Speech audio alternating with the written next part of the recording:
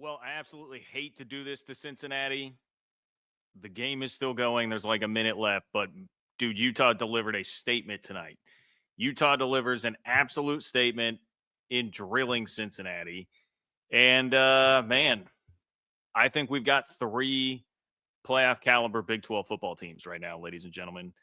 Three playoff caliber Big 12 football teams. BYU, who didn't have to play today, Utah, who showed their stuff today, Texas Tech, who got a 20-plus point win in Manhattan, 43-20 earlier today as well. So I want to break that all down briefly here, not just what Utah did today, but the big picture implications of it all, because what this is honestly going to mean is with the ACC struggling today, Miami going down, Georgia Tech going down, I think you're going to start to see a little bit more conversation about, hey, the Big 12 might actually have a shot at getting multiple teams into the college football playoff. So, welcome in, everybody. I appreciate you being here. This is Open for Business, the world's greatest Big 12 podcast. I am your host, John Kurtz. Thank you for joining. Like the video, subscribe to the channel as you hop in here. Those of you sickos that are still up with me watching the end, and now it has gone final, 45-14, Utah over Cincinnati. So congrats to Utah on that. I'm going to go ahead and ditch the phone now, just making sure nothing crazy happened with the score at the end of that game. But what did I say about Utah this week, man? They are the computer darlings. I was stupidly having a little trouble figuring out, like, all right, why on earth is this a 9.5-point spread? That seems pretty disrespectful to Cincinnati. But I kind of answered my own question when I discovered, hey, the reason the computers love Utah so much that they were all the way up at number 7 in the ESPN S&P Plus this week, it's because they blow everybody out, and Utah blows another team out. This time, the number 17 team in the country, Cincinnati, who was red hot. Only loss this year was to Nebraska.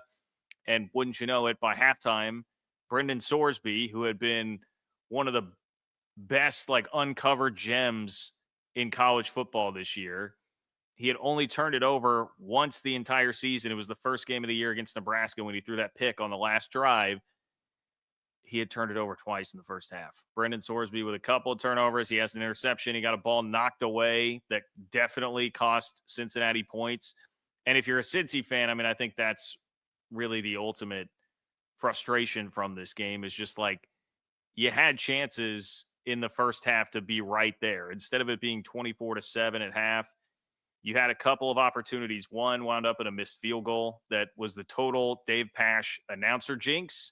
And if you're a Cincy fan, I can understand how you'd be pretty incensed about that. Hey, this guy hasn't missed a kick in 4 years. Bam, there he goes. Misses the kick.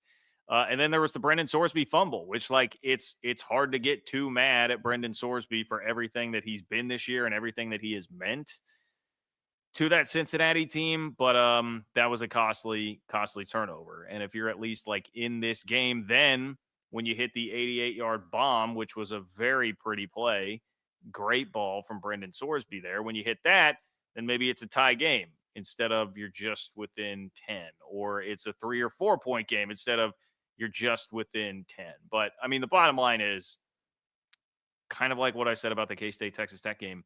I mean, like, Utah was the better team here. Anybody have any question about that? I mean, this was not a matter of just like, hey, Cincinnati was a little bit sloppy and that's why this game got away from them. That's why they lost it. No, my friends. Utah was definitively the better team. If you run down the stat sheet here, I mean, I guess if you look at total yards, it's 480 to 427. Not completely overwhelming there, but Utah rushed for 267 yards and possessed the ball for 40 minutes and 2 seconds. Now, I know that time of possession is certainly not everything. A lot of people think it's a very overrated stat, and I can understand that for sure. But I think when you are playing Utah, that's not something you want to see. You don't want to be getting doubled up in time of possession when you're playing Utah, a team that wants to run the ball as much as they do. So 40 minutes of possession time for the Utes.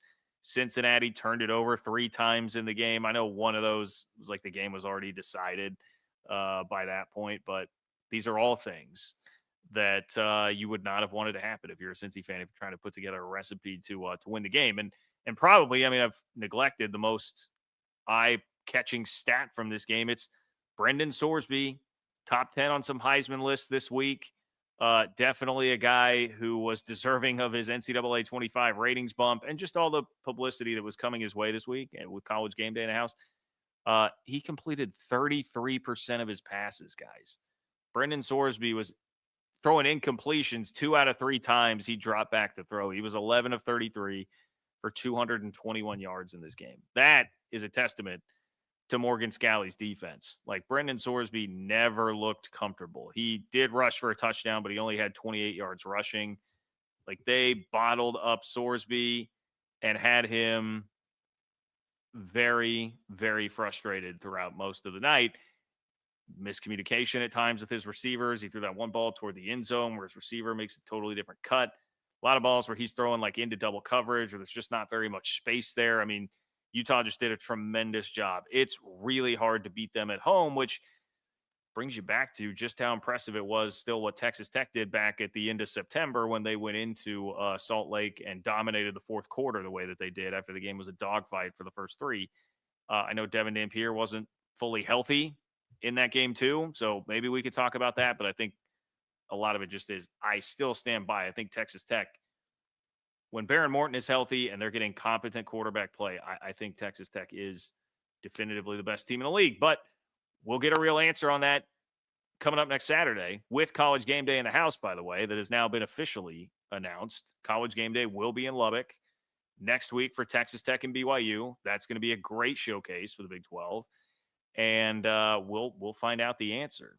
Can BYU get it done on the road at Texas Tech when it looks like they just have another notch talent-wise above everybody else in the league? And again, having seen both teams, regardless of what happens next week, I would stand by that. I mean, I definitely think Texas Tech is the more talented team, but that doesn't mean BYU can't win the game. We'll be very interested to see what the line on that game comes out as next week. Devin Dampier tonight was 16 to 31, 213 yards, 2 touchdowns, 1 pick, rush for 78 yards. Pretty good performance from Devin Dampier. Accuracy numbers, not great, but he was plenty productive enough through the air. Gave Utah's offense a ton of balance, 213 passing, 267 rushing. You will take that, man. That is plenty through the air when you can run it the way that this Utah team can, especially with Devin Dampier. So, I guess I've got a couple other notes specifically on the game here before we go a little bit more big picture. But special teams is another big factor in this game. Cincinnati missed a field goal, gave up a punt return touchdown. There was also another long punt return that I believe set up a Utah score. Really good stuff from Carvalho. I mean, that freaking return that he had was insane. 75-yard punt return for a touchdown, breaking a ton of tackles. The crazy effort from Mana Carvalho to get into the end zone at the very end of it. That was like put this thing on ice. I don't think Cincy was winning anyway, but it was the total put the finishing touches on this game, punt return touchdown. That was incredible. That was incredible.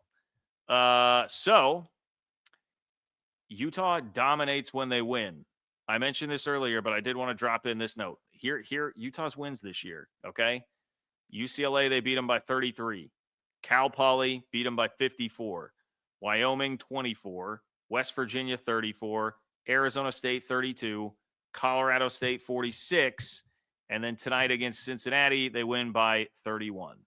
So Utah just pummels people. They bludgeon people. Now, things can get away from them.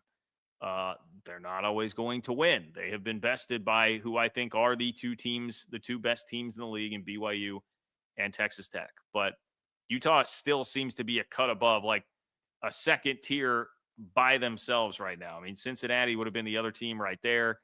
Maybe TCU fans would come at me and argue that they should be in that conversation, but TCU just has not beaten teams down the way that Utah has this year. So I do not think it's fair to include them in that conversation. Utah just got some scheduling misfortune where they've wound up playing each of the two best teams in the league in BYU and Tech, and had to play one of those on the road in BYU in a rivalry spot. It's I guess you can say like a good thing or a bad thing maybe for the Big 12, but you're getting all three of these teams that appear to be the three best in the league. They're all playing each other. They're going to go through this rotation and have all played each other. And I would strongly make the case here that I think all three of these teams are like playoff caliber teams. So like when you see the slug, the headline on the video saying, hey, I think, or it just says rather, these three are playoff teams. I'm meaning I think they're playoff caliber. I don't think the Big 12 is getting three in. I think there's definitely more of a shot to get two in, even though you'd still predict just one in all likelihood for the Big 12. But you got some possibilities here because not only is Utah continuing to, they're just running up these computer numbers, man. Computer models are going to love Utah, which will help. That'll help their perception. Like, for instance, I was just looking at, well, I guess, okay, this is about BYU and Tech. ESPN ran a college football playoff rankings projection because we're going to start getting those rankings every Tuesday.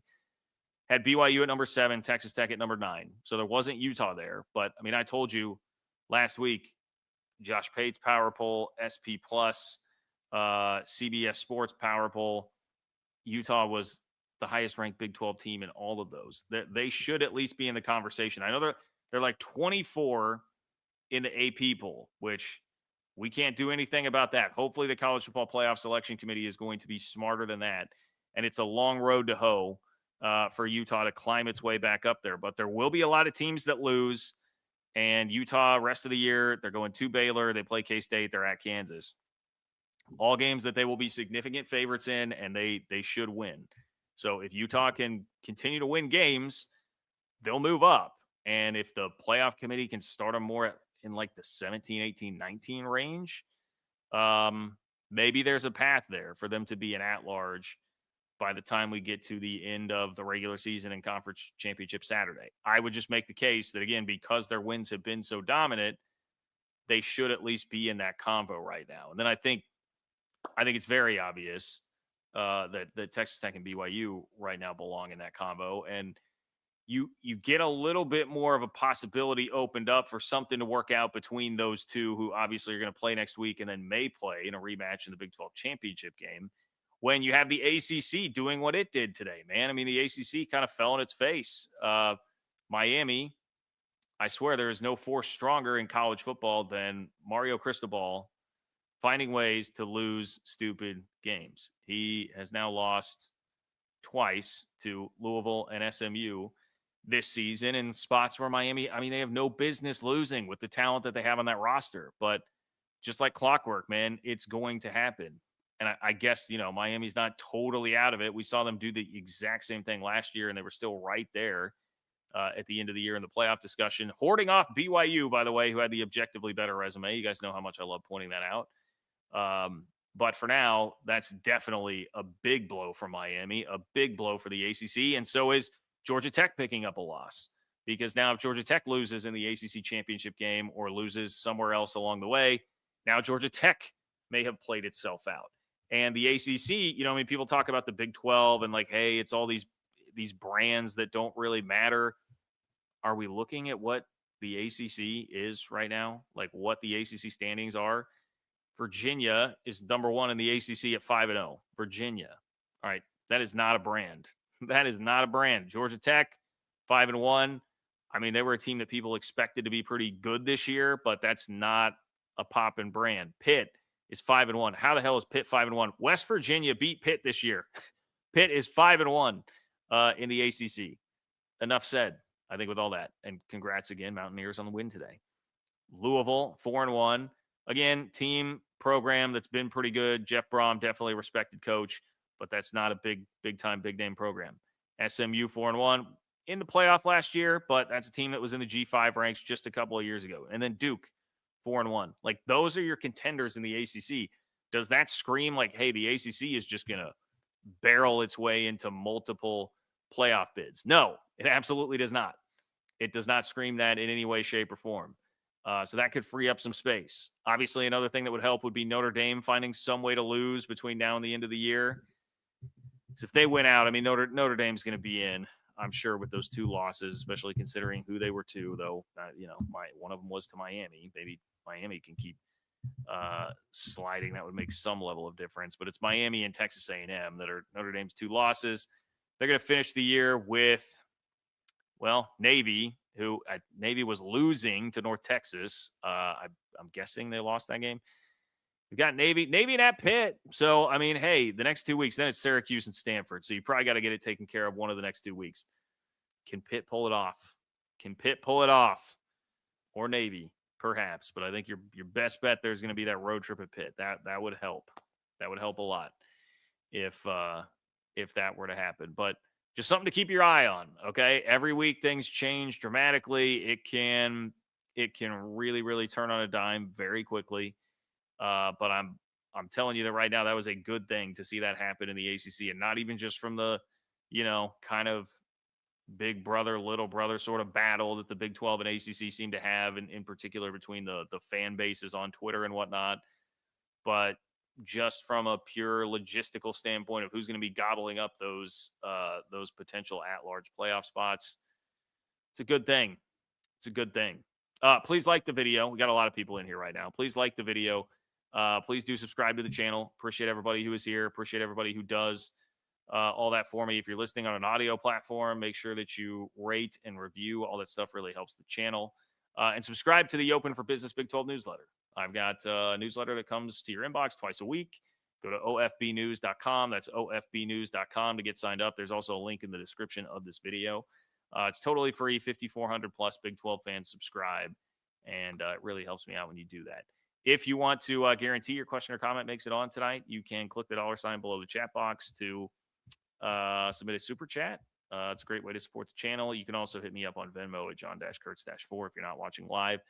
And I will get to your question or comment in the next live chat, which will be scheduled for tomorrow night. So, Payson Cougar fan, next week in Lubbock will be game of the year in the Big 12. It sure seems like it is going to be. We thought, hey, Tech Utah might be. Looks like that might be, like number 2, or really, if you're going to say like Tech Utah, BYU Utah, and then Tech BYU being like the Trinity of games that are the games of the year in the Big 12 this year. But with the stakes, how late it is in the year, the fact that you're actually getting game day out there, game day for a second straight week, college game day coming to the Big 12, friends. Man, that's very kind of you. I will grow the beard out there. It's chilly today, my friends. It's chilly today. All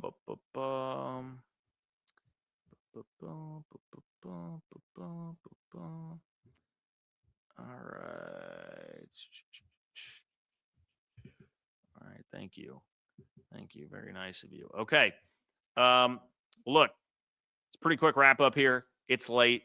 I'll have plenty more thoughts for you coming up tomorrow night when I get back home. You guys saying, "Oh, how cold is my house?" Listen, I am cold all the time. I run very cold. The press box was cold today because they had it, a little bit open air. It's like in the 40s today in Manhattan. All right. So I'm just always a little bit cold. I'm not even in my house right now. All right. So when I get back to my house, maybe I'll crank the heat up a little bit. I won't wear a hat tomorrow, but had to do it today. Okay. Had to do it today. Congrats to all the winners today, man. Fascinating day of football when it looked like this was, the fact that game day was at Cincinnati, Utah, I think people were like, oh, this is a day without like a real marquee game. College football never fails, man. It always turns out to be wild. And not that it was like totally wild in the Big 12 today. Well, I suppose Houston losing, depending on how wild you thought that was. If you listened to this show, you weren't completely unprepared for it. But across college football, with the stuff that happened in the ACC, the fact that we're getting game day lined up perfectly now for the Big 12 next week, like it's been definitely an exciting day. Definitely an exciting day in the Big 12 in general. So appreciate all you guys. Like, subscribe, do all those things for me. I'd appreciate it. And I'm gonna go get some rest. You all should too.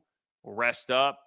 We'll take some time to digest it and get back at it and have a good live show tomorrow night. So Thank you guys. Appreciate you, and I will talk to you soon.